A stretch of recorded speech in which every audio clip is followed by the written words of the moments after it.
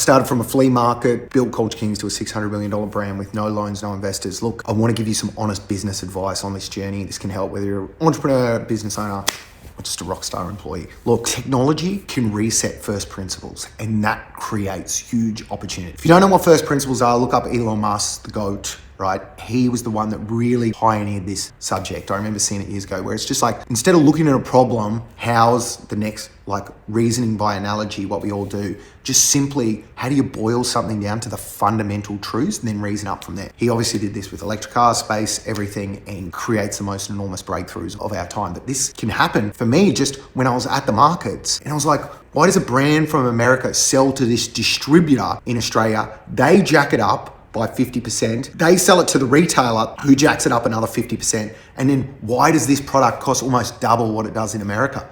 And I just worked out, well, what about if I just went straight to America and brought it there? I literally started with a Dickie short that was, I could see selling in surf stores for $100 here, and yet you could buy it at Walmart for $16.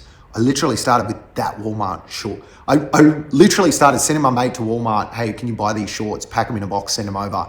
And I sold them. And my whole deal, value prop, was $60 or 2 for $100. So it was like half the price of in the retail store. That alone was enough. That promotion was good enough to just grab market share, and bang, I could get these customers in. I expanded, got more colors, more sizes, went from size 28 right through to size 50. I had like up to 16 colors, and I just focused on that one short. But that deal was what made it. But it's simply because I didn't have to go through a distributor. I could just bring it in myself. And that value prop, I was still making enough margin, the same margin a retailer would make, and I could grab all that market share. And I remember when I first started doing this, like some distributors, you can't do that. You have to buy it through the distributor. I'm like, why can't you? Like, this is a broken system, right? Why the distributor's not adding out any value? They're just handballing it straight to the retailer. That is the question. And so much too for young entrepreneurs on the journey is just because it's been done away in the past doesn't mean it has to keep going that way.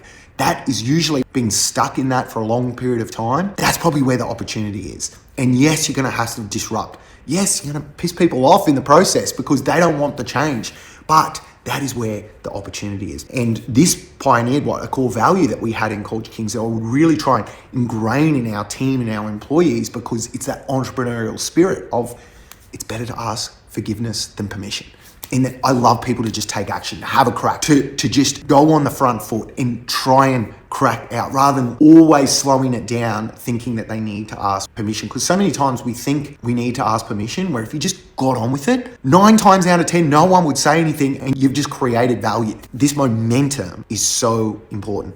But for so many entrepreneurs on the journey now, just because it's been done a certain way in the past doesn't mean it has to stay that way. And with all this new technology coming out, the creator economy, the way the algorithm is so targeted now, can show to the right people, the way social content, and now with commerce, with TikTok Shop, etc., there is so many ways that the first principles have been reset, and the opportunities are freaking huge.